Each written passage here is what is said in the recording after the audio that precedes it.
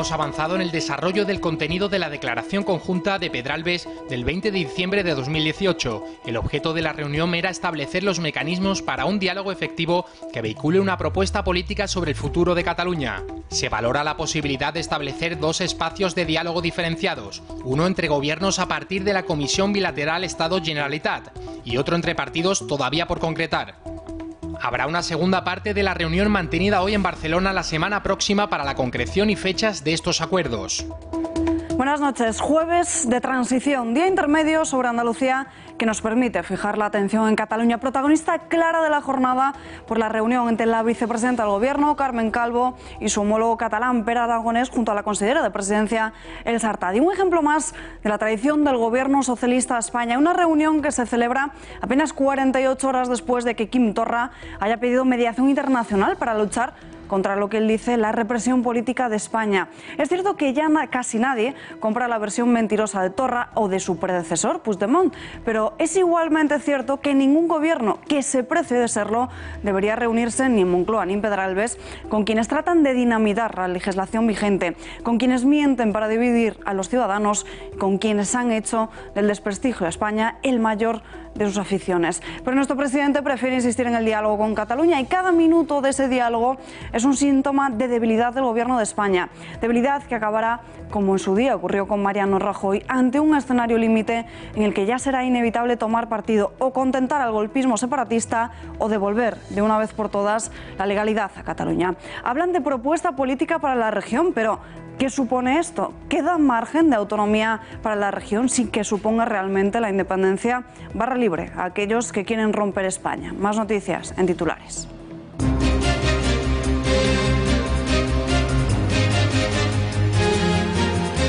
Mañana Juanma Moreno Bonilla tomará posesión de su cargo como nuevo presidente de la Junta de Andalucía.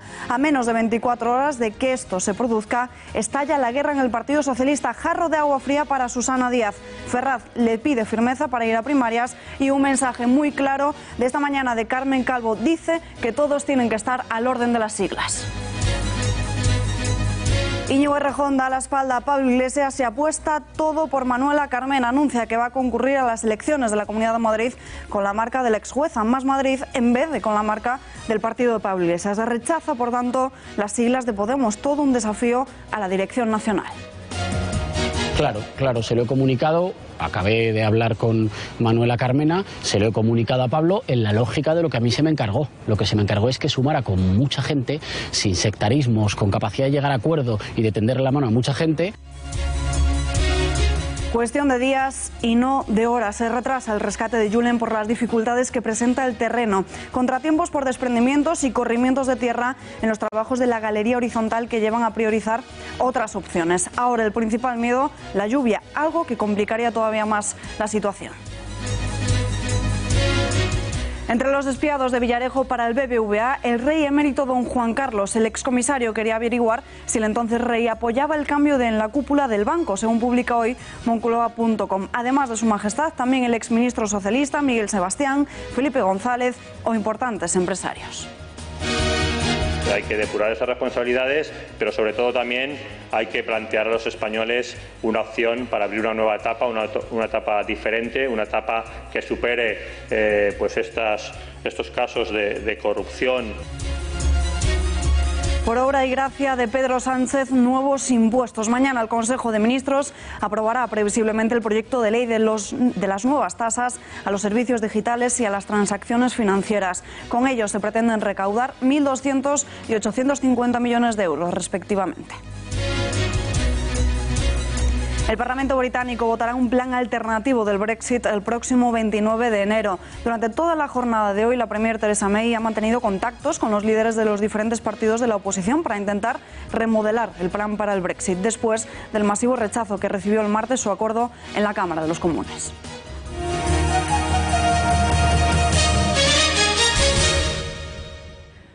Traición de Pedro Sánchez a España, reunión entre Gobierno y Govern. Ya en diciembre, en ese intento de cumbre bilateral, el Ejecutivo Socialista prometió volver a verse en enero con el separatismo. Como vemos, a diferencia de lo que nos tienen acostumbrados, sí cumplen sus promesas, pero solo lo hacen con el separatismo. 3 horas de reunión en Madrid entre la vicepresidenta Carmen Calvo, Pere Aragonés y Elsa Artadi. El lugar, al principio secreto, ha trascendido una vez estaba en marcha el encuentro, el Palacio de la Moncloa. Tanto desde el Ejecutivo como desde la Generalitat lo han intentado ocultar hasta el último momento. Carmen Calvo ya hacía un adelanto de lo que podía suceder en la región esta misma mañana. Después de ese encuentro se ha emitido un comunicado conjunto, 3 puntos en los que se destaca que el objetivo de la reunión, propuesta política sobre Cataluña, una comisión bilateral y una nueva reunión. Hemos avanzado en el desarrollo del contenido de la declaración conjunta de Pedralbes del 20 de diciembre de 2018. El objeto de la reunión era establecer los mecanismos para un diálogo efectivo que vehicule una propuesta política sobre el futuro de Cataluña. Se valora la posibilidad de establecer 2 espacios de diálogo diferenciados, uno entre gobiernos a partir de la Comisión Bilateral Estado-Generalitat y otro entre partidos todavía por concretar. Habrá una segunda parte de la reunión mantenida hoy en Barcelona la semana próxima para la concreción y fechas de estos acuerdos. Nuevo acercamiento entre ambos ejecutivos al que los dirigentes separatistas asistían con una queja formal por las 16 detenciones efectuadas este miércoles en Gerona acusadas de un presunto delito de desórdenes públicos. Un hecho del que también se ha quejado esta mañana Irene Montero. Creo que los motivos por los que hay una parte importante de la población que está desmovilizada electoralmente son muy diversos y evidentemente que la cuestión territorial, no la cuestión territorial en sí, sino la forma, la ausencia de soluciones políticas más bien a la cuestión territorial puede ser un motivo que a mucha gente le haga desconfiar de la política y desconfiar de unas instituciones que no estamos siendo capaces de dar una solución política y que lo que hacemos es, bueno, cuando ha gobernado el Partido Popular, dar soluciones judiciales y ayer mismo detener a alcaldes sin orden judicial. Esto no puede ser. No puede haber una involución democrática en España a cuenta de una crisis territorial para la cual no estamos siendo capaces de dar soluciones. Lo desvela la información.com. El presidente del Gobierno encomienda a Ábalos la operación presupuestos con el separatismo catalán. El Ejecutivo ya había puesto en marcha la operación para intentar conquistar a los partidos independentistas. El socialismo, como saben, necesita del apoyo de Esquerra y del PDeCAT, 2 pilares fundamentales, y para ello está por un lado Carmen Calvo, que interlocuta directamente con Pere Aragonés y con Elsa Artadi, y por otro lado, el lado económico, es José Luis Ábalos, quien ha recibido el encargo del presidente de contactar con destacados empresarios catalanes para intentar su mediación con los secesionistas. Y en Extremadura se envía un mensaje claro a la Moncloa: aplicar el 155 en Cataluña. La Asamblea ha aprobado hoy una propuesta del Partido Popular que ha contado, atención, con el apoyo del Partido Socialista y también de Ciudadanos para reivindicar el espíritu de la transición y la defensa de la unidad de España, además de la aplicación de la ley en la región catalana. Pepe García Saavedra, muy buenas noches, cuéntanos. Muy buenas noches, Salva. Efectivamente, se trata de una moción de muchísima trascendencia, ya que, como decías, ha sido apoyada por el Partido Socialista Obrero Español. El texto de esta moción consta de 6 puntos, entre los que destacan la petición al Gobierno central del fin de toda bilateralidad con Cataluña, la defensa de los símbolos nacionales y, además, la garantía de que el castellano va a ser lengua vehicular en todo el territorio, sin menospreciar, eso sí, al resto de lenguas cooficiales. En cuanto a la aplicación del artículo 155, dice textualmente la moción que el Gobierno extremeño quiere trasladar al Gobierno central el respaldo de todos los representantes de Extremadura para la aplicación de un artículo 155, textualmente dice, con la amplitud y duración que se requiera para frenar el desafío independentista.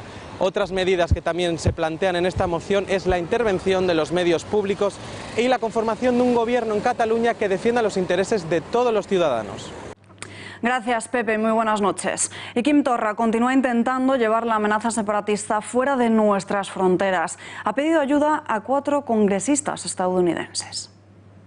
Crec que és absolutament imprescindible en aquests moments anar arreu del món a denunciar una situació gravíssima que viuen els catalans. Això ho farem des d'on sigui, des dels Estats Units, des d'Europa mateix, on calgui anar, on calgui anar. Ens convertirem en els altaveus internacionals més potents que puguin tenir els nostres companys. Y el ministro de Exteriores, Josep Borrell, compara las dificultades que la UE le está poniendo a Reino Unido para salir de la Unión a propósito del Brexit con los anhelos de los separatistas catalanes de crear una república propia.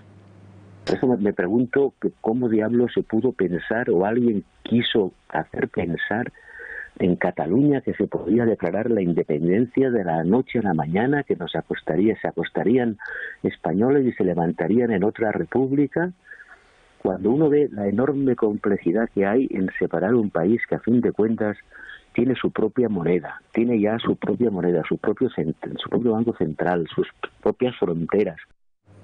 Analizamos todo lo que ocurre en política nacional con el periodista de lainformación.com, Fernando Valls. Nos vamos en directo hasta su redacción. Fernando, muy buenas noches. Hola, buenas noches. El Gobierno prometió reunión en enero con el Ejecutivo catalán y hoy han cumplido. Se han tratado puntos diferentes a los que ya se trataron con Torra y Sánchez en diciembre.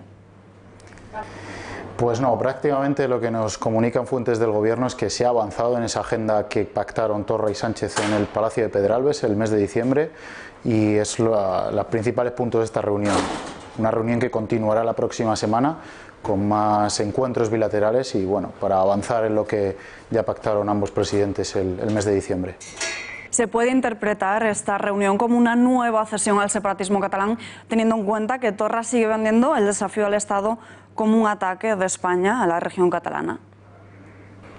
Sí, yo creo que esto es una victoria de la Generalitat, que exigía un gobierno de tú a tú entre Estado y Generalitat, valga la redundancia. Yo creo que esto es una cesión en parte del gobierno español al tratar de tú a un gobierno autonómico al que por cierto privilegie con respecto a otros ejecutivos autonómicos. La victoria de Torra ya está sobre la mesa, pero precisamente era una de las peticiones que tenían sobre la mesa los independentistas para sentarse a negociar los presupuestos. Borrell ha comparado esta mañana las dificultades que el Reino Unido está teniendo para salir de la UE con los anhelos separatistas de crear una república catalana. ¿Cabe entender esas declaraciones como que para el ministro de Exteriores la soberanía nacional española reside en última instancia ya en Bruselas? Bueno, yo creo que esa frase de Borrell no es todo afortunada, pero yo creo que el ministro sabe perfectamente que la soberanía nacional reside en el conjunto del pueblo español.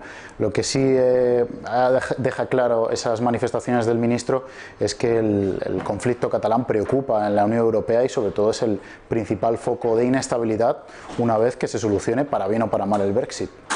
Sánchez ha encomendado a Ábalos la misión de negociar los presupuestos con los partidos separatistas. ¿En qué puntos puede ceder el Ejecutivo para garantizarse el respaldo de estos partidos? Porque los necesita para sacar adelante las cuentas. Bueno, ya ha habido una partida especialmente privilegiada para Cataluña en la presentación de las cuentas públicas, pero todavía puede haber algún gesto más hacia Cataluña en esta negociación que se va a abrir en el Congreso. Hay el fondo de contingencia famoso contenido en los presupuestos en el que se contemplan varios miles de millones de euros y que, por cierto, deberá subir esa partida para Cataluña. Recordemos que el peso de Cataluña en el PIB es del 19% más o menos, 18, mucho según varias estimaciones, y en los presupuestos solo se contempla el 16,9. Por tanto, yo creo que esa partida subirá y habrá algún gesto más de aquí a las próximas semanas. ¿Es la aprobación de los presupuestos la única vía para que Pedro Sánchez pueda trincherarse en la Moncloa? Sí, fuentes del Gobierno reconocen que si no se consiguen aprobar los presupuestos generales del Estado va a ser muy difícil culminar la legislatura. Por eso hay tantas esperanzas en el Gobierno en mantener una negociación de tú a tú con la Generalitat, por eso estos gestos que ha habido hoy mismo y por eso esas reuniones bilaterales que se están manteniendo y se mantendrán en las próximas semanas. Los presupuestos son la clave para que Sánchez pueda seguir y por eso hay tanta gente y tantos miembros del Gobierno volcados en ello. Fernando Valls, gracias por este análisis. Muy buenas noches. Gracias a vosotros y buenas noches. Baja paternal de Pablo Iglesias con sabor amargo. Íñigo Errejón da la espalda a Podemos, renuncia a estas siglas para ir con las de Más Madrid a las elecciones de la comunidad. Lo ha hecho público a través de una carta. El diputado de las filas moradas ha anunciado que se va a presentar a las próximas elecciones de la mano de Manuela Carmena. O lo que es lo mismo, se presentará bajo las siglas de la plataforma que lidera la alcaldesa de Madrid. Este acuerdo llega después de los últimos desencuentros entre el equipo de Íñigo Errejón, la Dirección Autonómica de Madrid e Izquierda Unida. Y acabamos de conocerlo hace apenas unos minutos. Ruptura total entre Iglesias y Errejón. El líder de la formación morada sitúa fuera del partido a su número 2. La decisión llega pocas horas después de que el ya ex candidato de Podemos haya anunciado ese acuerdo con la alcaldesa de Madrid. Pablo Iglesias lo ha asegurado así a través de un mensaje de Facebook en el que desea toda la suerte a Íñigo en la construcción de su nuevo partido con Manuela. Pero Podemos, dice, tiene la hoja de ruta que marcaron los inscritos y que se decidió en nuestras asambleas ciudadanas. Desarme, como vemos a Pablo Iglesias. En la dirección de Podemos han cogido esta noticia por sorpresa. Y también Errejón ya ha dicho que había llamado antes de conocerse esta candidatura al propio Iglesias y públicamente le ha enviado un dardo envenenado. ¿Está Errejón beneficiándose de los malos resultados en Andalucía? Claro, se lo he comunicado, acabé de hablar con Manuela Carmena, se lo he comunicado a Pablo en la lógica de lo que a mí se me encargó. Lo que se me encargó es que sumara con mucha gente, sin sectarismos, con capacidad de llegar a acuerdo y de tenderle la mano a mucha gente, una mayoría para devolverle las instituciones madrileñas a los madrileños, no a la mafia ni a los sobrecostes. Y en esa línea me he puesto a trabajar y claro, por supuesto que se lo he contado. Y ahora subimos un poco más la apuesta, vamos con más gente, vamos más fuertes y llamamos a muchos más. Y es imprescindible que contemos con todo el mundo, que todo el mundo sepa que esto se trata de sumar sin sectarismos, de sumar sin un poquito más allá de las siglas. Las siglas están bien, pero lo importante es deberse al interés general, a la ciudadanía. Ciudadanos critica el escándalo que a su juicio están dando en Madrid los de Podemos. Para ellos, esto deja al descubierto la grave crisis interna que desde hace tiempo sufre la formación morada que lidera Iglesias.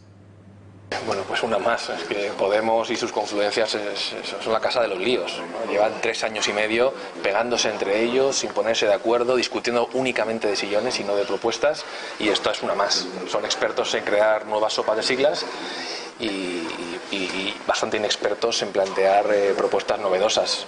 Bueno, pues Podemos tienen una crisis abierta desde hace tiempo que tendrán que solucionar ellos. Parece que están tanto en el Ayuntamiento como en la Comunidad de Madrid más preocupados de las batallas internas y de esa crisis de Podemos y de ese enfrentamiento de Carmena o de Errejón con Pablo Iglesias que en hacer propuestas para mejorar la vida de los madrileños. Está claro que la gestión de Carmena pues ya la hemos vivido y la han sufrido los ciudadanos de Madrid. Con el desmarque de Íñigo Errejón, el Partido Popular quiere mostrar imagen de unidad. Justamente mañana comienza la Convención Nacional del PP y el secretario general de los populares ha asegurado de lo que se va a ver, dice, es todo lo contrario a lo que se está viendo en Podemos. Mientras el Partido Popular hoy es un bloque sólido, unido en torno a un líder, a unos principios, a unos valores y a una organización que ha conseguido el cambio histórico en Andalucía después de 36 años, en el resto de partidos, en Podemos, en el Partido Socialista e incluso en otros partidos también más pequeños, estamos viendo cómo no están escuchando a la sociedad civil, sino que están hablando continuamente entre ellos. Esto en el Ciudadanos y en el Partido Popular, pero en el equipo de Manuela Carmena, entusiasmo. En rueda de prensa posterior a la Junta del Gobierno madrileño, Rita Maestre ha indicado a los periodistas que le parece un completo acierto. Fue además, Rita Maestre, una de las primeras en desvincularse del partido de Pablo Iglesias. Y a menos de 5 meses de las elecciones autonómicas, con todas las encuestas a la baja y con el golpe de Errejón a Iglesias, Podemos cumple 5 años sumido en una profunda crisis. Y más aún con esa noticia de última hora que les acabamos de contar de que Pablo Iglesias sitúa a Íñigo Errejón fuera de las filas del partido. Miramos con lupa todo lo que sucede en Podemos y lo hacemos de la mano del analista político Asís Timmermans. Señor Timmermans, muy buenas noches. Muy buenas noches, ¿qué tal? ¿Cómo valora que Errejón haya dado un paso adelante para concurrir a las elecciones en la Comunidad de Madrid sin el permiso de la dirección de Podemos? ¿Ha aprovechado Errejón la baja por paternidad de Iglesias para llevar a cabo este movimiento?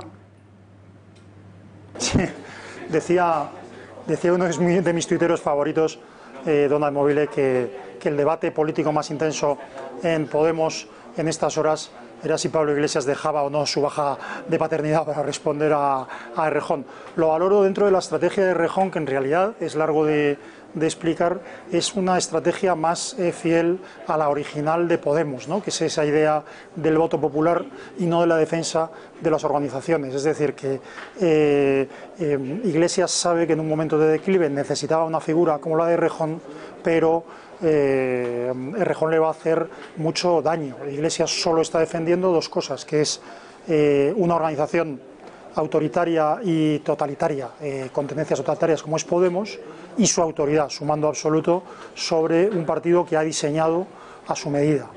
Errejón ha dicho que los resultados en Andalucía han sido un toque de atención y que por ello Podemos está obligado a reaccionar. Es una crítica abierta al liderazgo de Pablo Iglesias.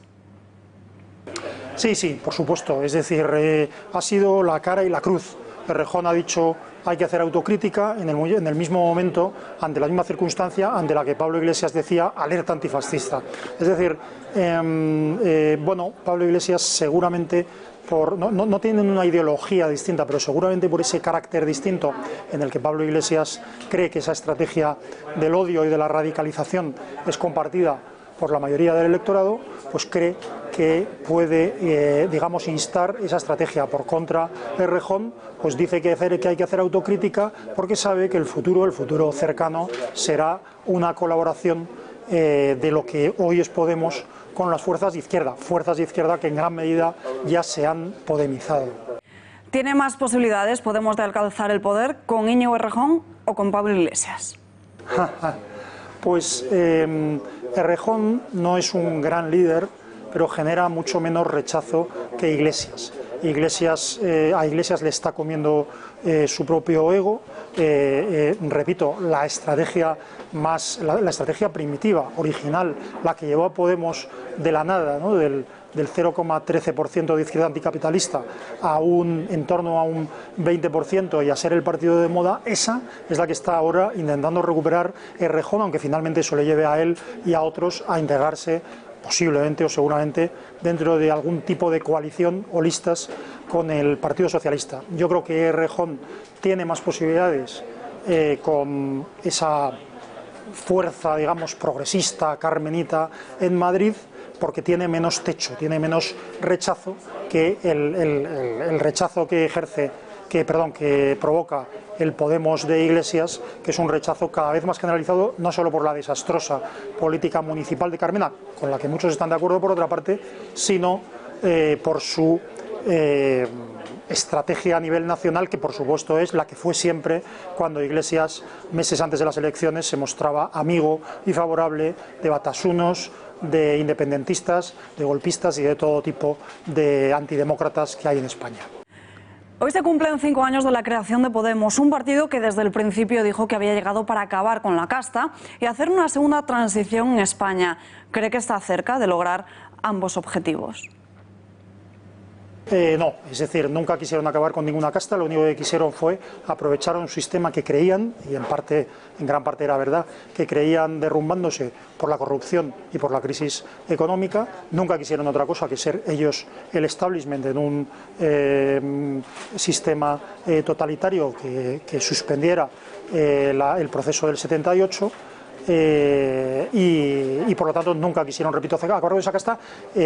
Por otra parte, no hace falta citar siquiera la mansión de Galapagar o el piso en el barrio Salamanca de Echenique para darse cuenta de que ya ellos eran unas personas muy poco respetuosas con la legalidad, por decirlo muy suavemente, antes de presentarse a las elecciones. Y lo de hacer una segunda transición, eso ellos nunca lo quisieron. Lo que quisieron fue derribar, digamos, desde la extrema izquierda el régimen del 78 para instaurar una suerte de régimen autoritario. Estaban inspirados no solo en el chavismo, sino en otras realidades, en otros países de América Latina, y eso es lo que quisieron. No quisieron regenerar nada, porque para eso hay que ser uno mismo regenerado, y muy poco de decente tenía el asesor de Chávez, Monedero, o el señor de la tuerca que tantas barbaridades decía, don Pablo Iglesias. Asís Timmermans, gracias y muy buenas noches. Muy buenas noches y muchas gracias a vosotros.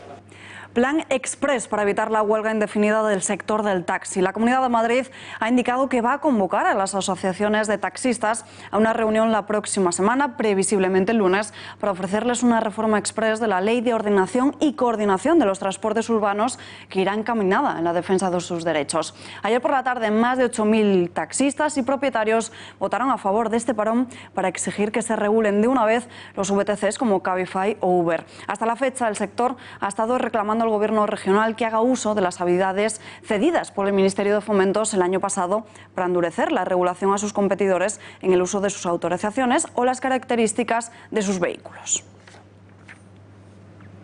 Novedades sobre la petición de información al respecto que realizó el abogado Guillermo Rocafort en virtud de la Ley de Transparencia y que había sido rechazada por el consistorio madrileño. Tenemos conexión con el jurista. Señor Rocafort, muy buenas noches. Muy buenas noches. Si el ayuntamiento argumenta no tener datos porque la alcaldesa no se lo ha facilitado, ¿por qué Carmena no los ha dado?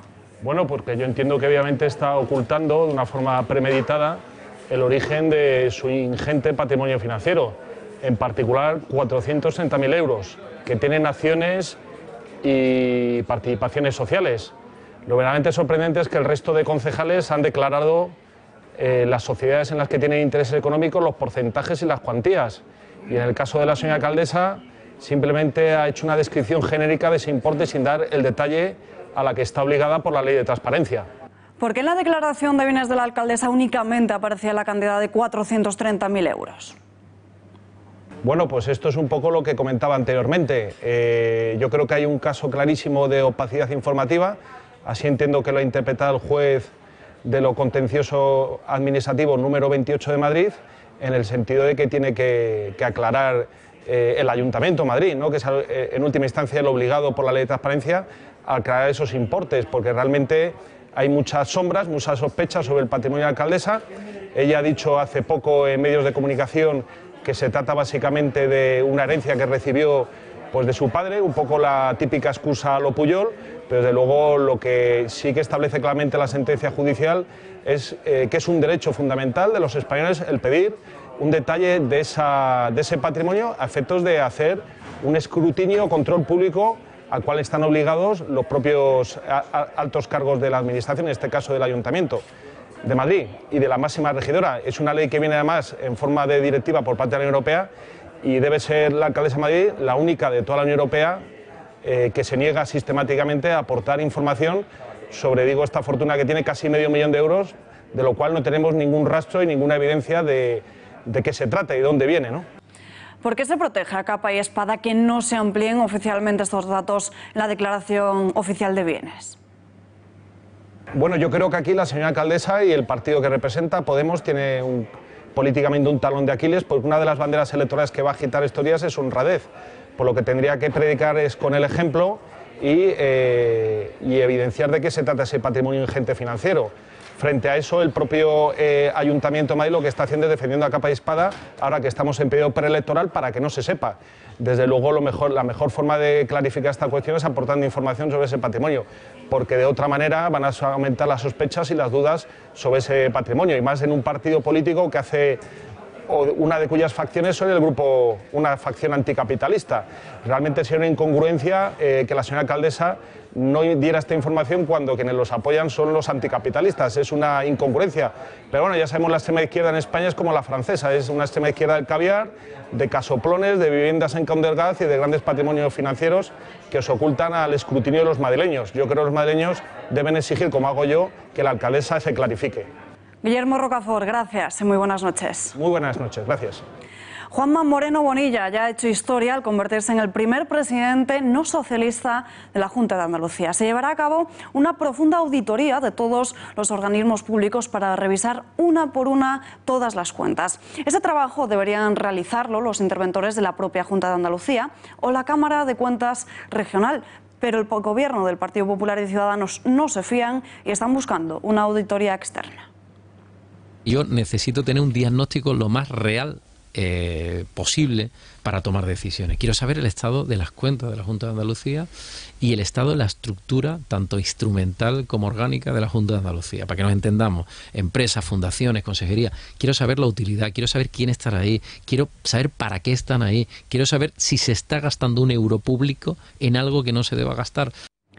Y en el Partido Socialista siguen hablando del pacto de la vergüenza. El portavoz parlamentario socialista, Mario Jiménez, ha criticado al nuevo presidente. Apunta a que viene a mandar y no a gobernar. El talante del señor Moreno Bonilla lo vimos ayer, no es que lo queramos decir nosotros, lo dijo él, es el del ordena y mando. Aquí mando yo. Esa frase yo creo que sirve para despejar claramente cuál es la actitud con la que la derecha se enfrenta al poder. Aquí mando yo. El poder no es mandar, el poder es gobernar, saber gobernar. Susana Díaz ya no es presidenta de la Junta, pero sí quiere seguir liderando el partido y ser oposición firme. El ministro Luis Planas o Mario Jiménez han sido de los pocos que en las últimas horas han sacado la cara por la socialista. Susana Díaz es quien se presentó a la presidencia de la Junta de Andalucía, es la líder del Partido Socialista de Andalucía y debe encabezar la oposición en Andalucía. Lo que ocurra a partir de ahí debe ser una cosa que debe juzgar el Partido Socialista de Andalucía y quienes formamos parte de él. Y yo creo que en la vida, cuando ocurre algo, siempre es bueno pararse y reflexionar.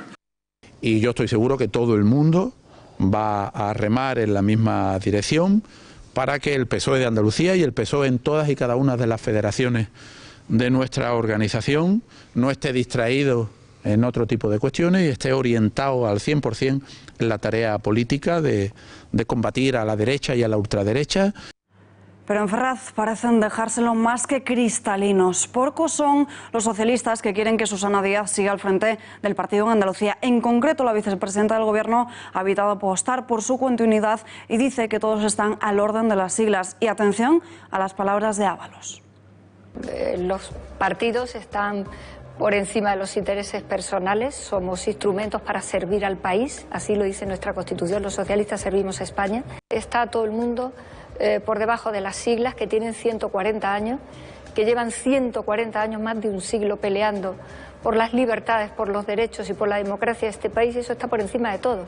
Así que cada uno de nosotros servimos donde que es la fuerza más votada, que en el fondo ella ganó las elecciones y que por tanto tiene legitimidad para presentarse a unas futuras primarias y ser la candidata de nuevo. Los resultados electorales son una cosa importantísima para saber el nivel también de magnitud que tenemos cada uno de nosotros dentro de nuestra organización, pero en nuestra organización somos todos. Son los afiliados en mi partido quienes ponen a los dirigentes, quienes se los eligen, quienes juzgan los más convenientes, cuando creen incluso también que hay que revocarlos o nombrarlos, elegirlos.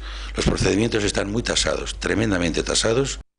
Jarro de agua fría a Susana Díaz desde su propio partido y también desde fuera. Las primarias no tocarían hasta dentro de 3 años, ya que la presidenta andaluza pasó por su prueba interna por aclamación hace un año y parece que esto no estará entre los planes de la socialista.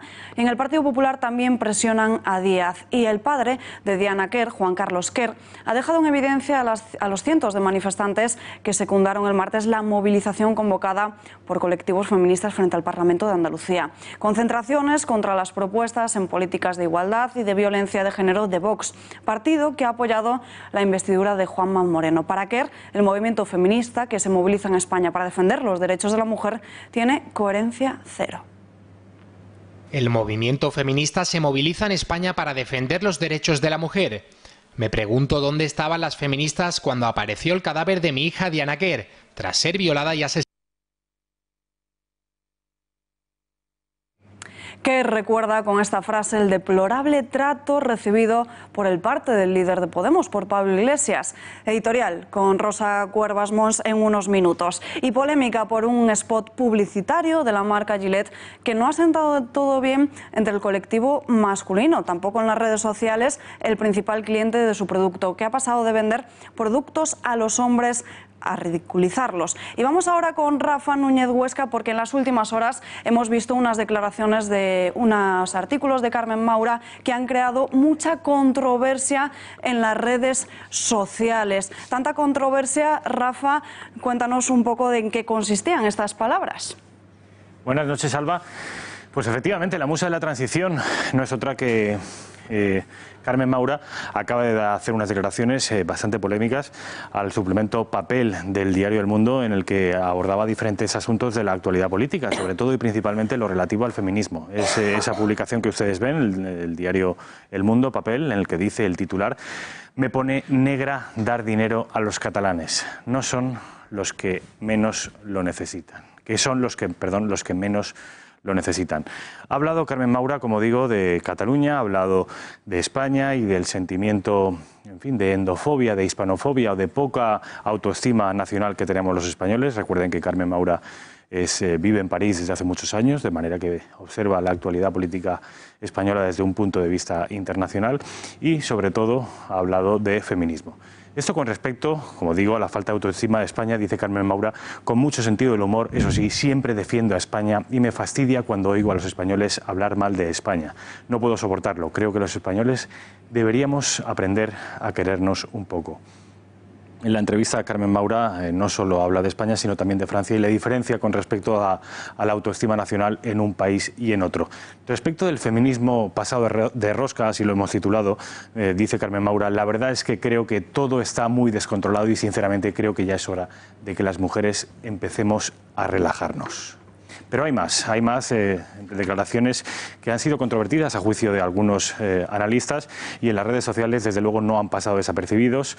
Hacia la igualdad de los sexos, dice Carmen Maura, lo que hemos vivido antes sí que era angustioso, se refiere a la época anterior a la democracia, al franquismo, cuando teníamos que pedir permiso al marido para comprar una nevera. Hay cosas que se han conseguido que demuestran, dice Carmen Maura, que estamos en camino. Un misil en la línea de flotación del nuevo feminismo que impera en nuestro país de hace unos años a esta parte. Y fíjense, en esta fotografía es Pedro Sánchez con su equipo de ministros y de ministras, así le gusta bautizarlo al presidente del gobierno.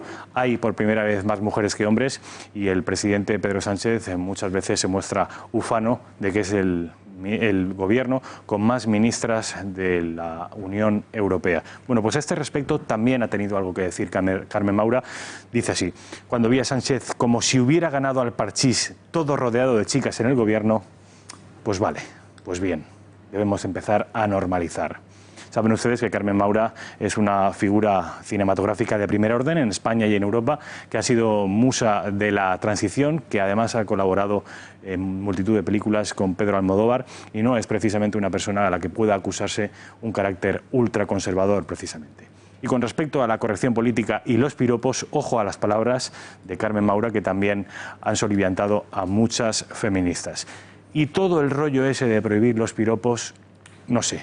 A mí me agota el tema. Además, vamos a acojonar de tal manera al género masculino que no va a haber forma de ligar. Carmen Maura, que como digo, no tiene pelos en la lengua. Pero aún hay más. Con respecto del separatismo catalán, dice Carmen Maura, y esto ha escocido particularmente los medios independentistas y no solo, porque La Vanguardia también aludía a esta noticia con un cierto tono crítico.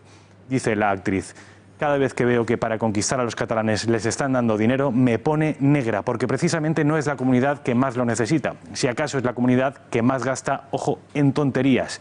Vamos a un festival, dice ella, que se mueve por toda Europa, y ves una oficina española y otra catalana. Y lo de las embajadas, dice Carmen Maura, no es así. En fin, las declaraciones, como digo, que han tenido a los tuiteros, Alba, pues prácticamente todo el día entretenidos, porque vienen de una mujer del mundo de la cultura, del mundo de la cinematografía y, como digo, no es una mujer precisamente conservadora. Sin duda, gracias Rafa y muy buenas noches. Gracias. Hablábamos antes de esas palabras del padre de Diana, que en las redes sociales en las que criticaba el feminismo y decía que el movimiento feminista en España tiene una coherencia cero. Editorial con Rosa Cuervas Mons.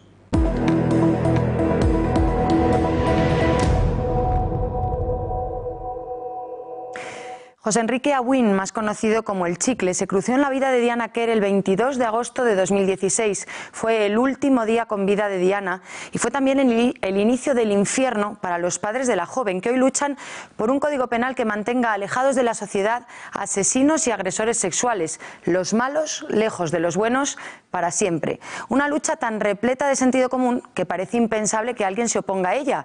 Y sin embargo, hay quien se opone. Lo hace, por ejemplo, el líder de Podemos, Pablo Iglesias, que acusó a Juan Carlos Quer de actuar con un halo de venganza al reclamar la prisión permanente para el asesino confeso de su hija. Es el mismo Pablo Iglesias que defiende que España debe ser un país feminista y que alerta sobre los micromachismos y los estereotipos machistas que, según él, amenazan a la mujer. Pero cuando se trata de legislar contra los malos de verdad, contra los asesinos y violadores, el líder de Podemos prefiere dar la espalda a las víctimas, a Diana Quer, a Sandra Palo, a Mariluz Cortés, a Marta del Castillo, y prefiere velar por el derecho a la reinserción de sus asesinos. Por no hacer, Iglesias ni siquiera tuvo tiempo para entrevistarse con el padre de Diana Quer. Curioso feminismo ese que protege a la mujer de un piropo fuera de tono, pero no de un hombre dispuesto a matar en cuanto pise la calle. Y si no, que se lo pregunten a Laura Luelmo. Una vez más, las feministas intentan boicotear a Vox. Ha sido un Segorbe, Castellón, al grito de venga, fachitas al paredón y paseillo al paredón y pum, pum, pum. Colectivos feministas atacaron un acto de la formación que se celebraba en esta localidad. Se había organizado este acto de carácter informativo para dar a conocer su programa y estudiar la formación de las listas municipales de cara a las elecciones del próximo mes de mayo. El lugar escogido fue el Casino y los de Vox tuvieron que salir escoltados por la policía local y la Guardia Civil.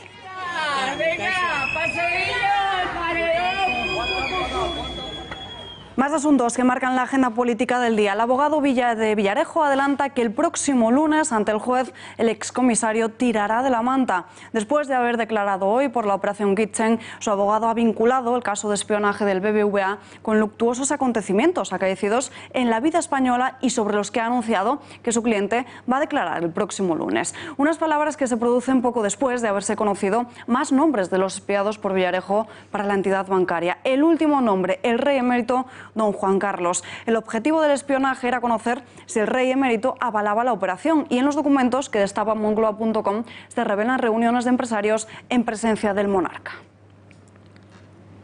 Y uno de los partidos que más críticas está realizando en los últimos días en torno a las tramas de Villarejos es Ciudadanos. Hoy José Manuel Villegas ha admitido que a su formación le preocupa mucho el continuo goteo de noticias sobre los métodos mafiosos, dice, que usaba el excomisario.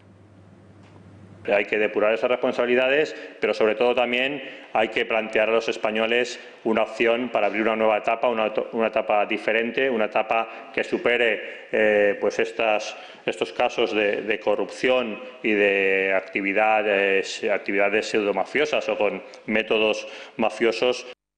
Y Oriol Pujol ya está en la cárcel. El exdiputado de CiU ha ingresado este jueves en la prisión de Brians 2 para cumplir la pena de 2 años y medio que le fue impuesta por usar su influencia política para favorecer a empresarios afines y cobrar comisiones ilegales en el caso ITV. Pasaban pocos minutos después de las 4 de la tarde cuando entraba en el centro penitenciario, después de no recurrir el auto del pasado 8 de enero en el que la jueza le daba 10 días para entrar en la cárcel.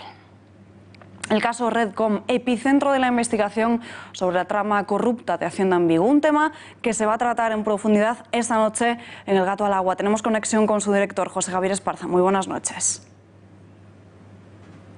Buenas noches, Alba. Bueno, vamos a recordar lo fundamental de este caso. Tenemos un inspector de Hacienda corrupto, un asesor fiscal, amigo del inspector, corrupto también, una esposa del inspector con un despacho concursal, corrupta también, y gente que tiene un montón de datos fundamentales de muchos ciudadanos, datos que han utilizado para delinquir contra los contribuyentes. Evidentemente es un caso aislado, claro, es un delito, bien, está en los tribunales, la ha pillado la UCO de la Guardia Civil, estará en el juzgado número 3 de Santiago de Compostela. El sistema de control funciona. Ahora bien, no podemos perder de vista el hecho de que esto ha sido posible porque hay una institución, la Agencia Tributaria, que tiene una enorme cantidad de datos de todos y cada uno de nosotros.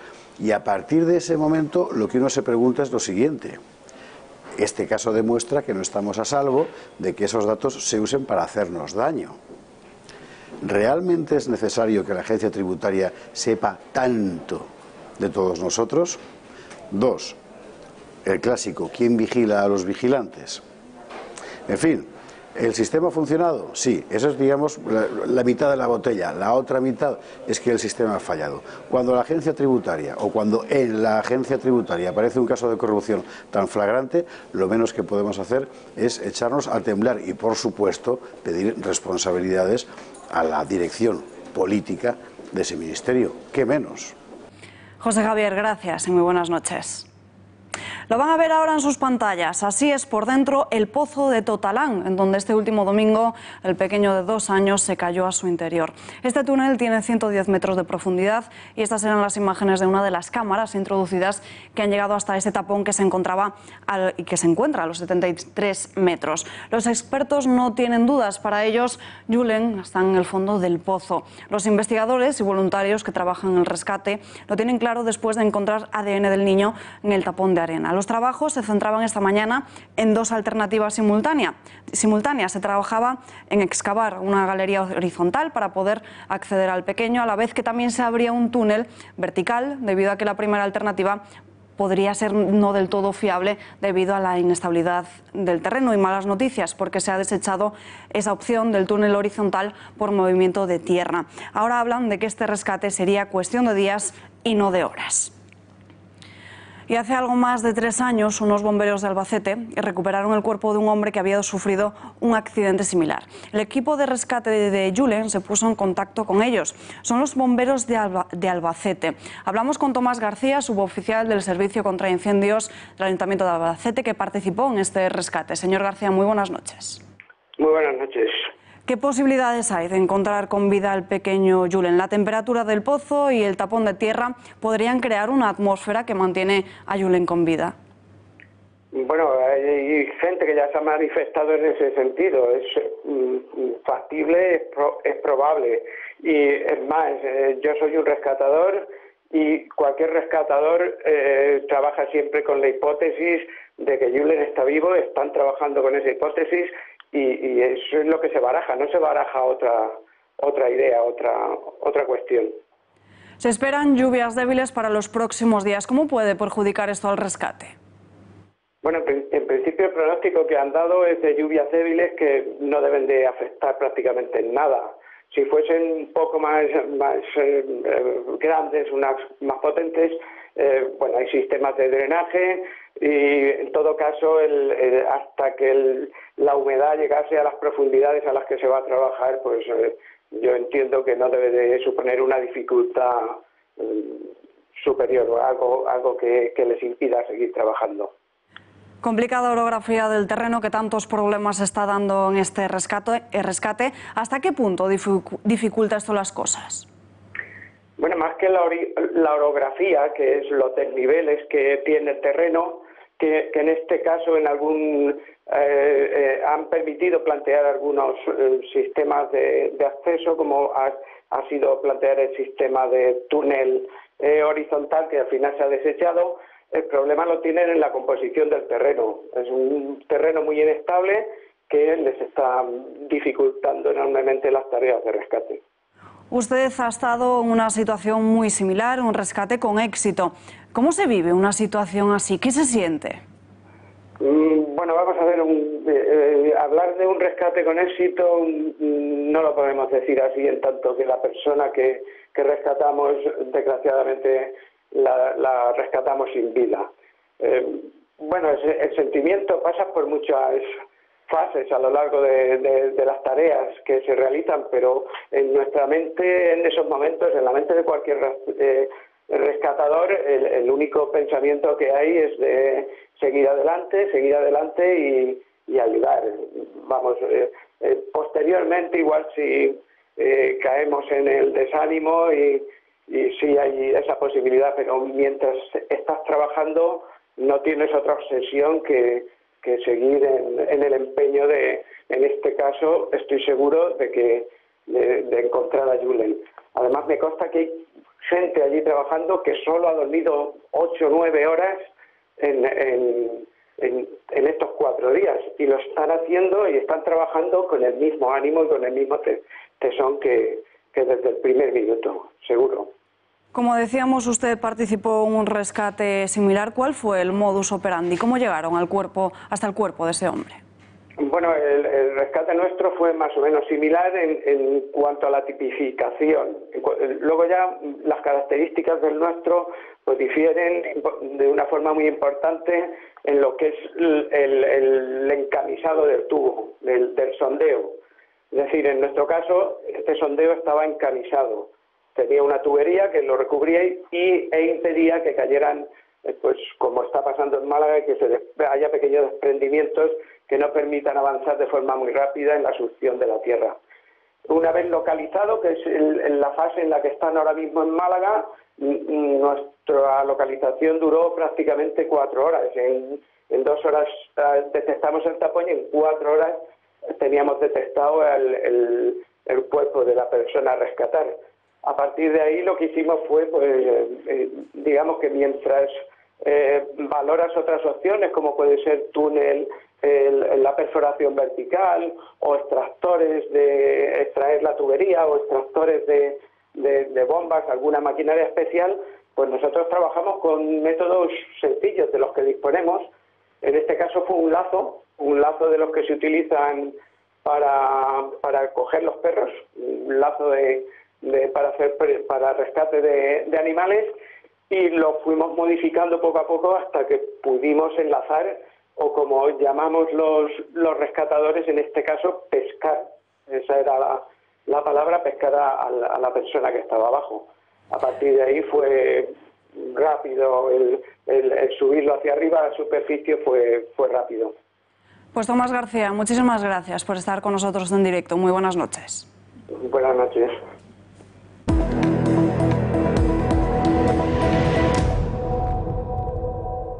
El 29 de enero es el día en el que el Parlamento británico votará el plan B del Brexit. May, cuyo acuerdo del Brexit negociado con la UE fue rechazado el martes en la Cámara, mantiene hoy conversaciones con diputados de distintos partidos a fin de desbloquear la crisis. La Premier emprendió anoche estos contactos políticos tras superar en la Cámara de los Comunes una moción de censura contra el Gobierno que había presentado el martes el líder laborista. Sin embargo, Corbyn se ha negado a reunirse con la ministra si no recibía antes garantías de que no habrá un Brexit sin acuerdo.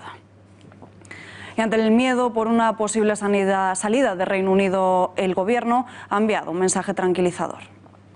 Lo decimos 20 Estados miembros de los 27, no queremos que agricultores y ganaderos paguen la factura de la salida del Reino Unido. Yo creo que además, teniendo en cuenta los nuevos desafíos medioambientales en materia de preservación del medio natural y de lucha contra el cambio climático.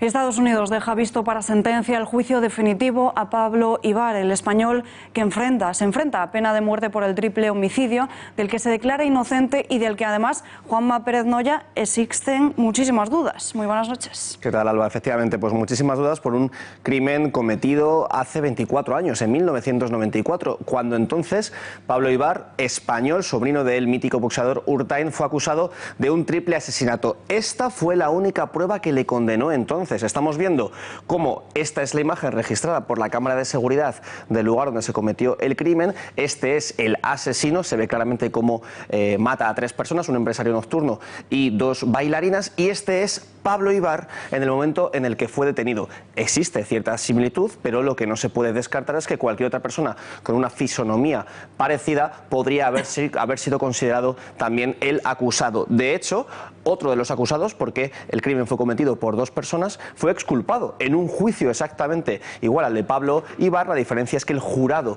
que fue encargado de fiscalizar ese otro juicio, Alba, sí consideró que esa imagen no era suficiente para condenarle.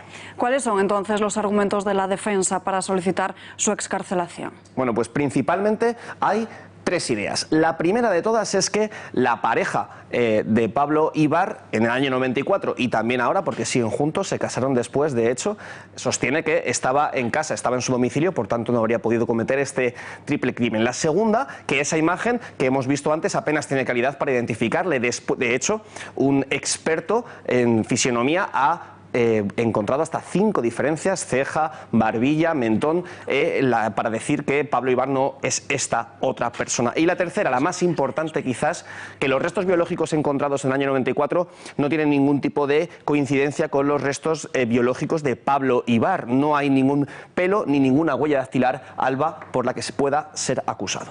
Estaremos muy pendientes. Gracias, Juanma, y muy buenas noches. Y nos despedimos ya, pero no sin antes contarles una noticia, porque hoy es San Antonio Abad. Miles de mascotas reciben la bendición para gozar de buena salud y de amor. Como cada 17 de enero se celebra la fiesta de San Antonio Abad, ilustre padre de los monjes cristianos. La tradición de bendecir a los animales hoy se remonta a 1333, cuando la orden hospitalaria se instala en Valencia. Con el paso del tiempo se plantó un olivo y se abrió un pozo del que se decía que el agua era milagrosa. Sin saber cómo, se convirtió en costumbre que tal día como hoy se acudiese al santuario de los animales. Y nosotros nos despedimos ya, no hay tiempo para más, pero ya lo saben, quédense con nosotros en Intereconomía, lo que otros no le cuentan o como otros no se lo cuentan. Muy buenas noches.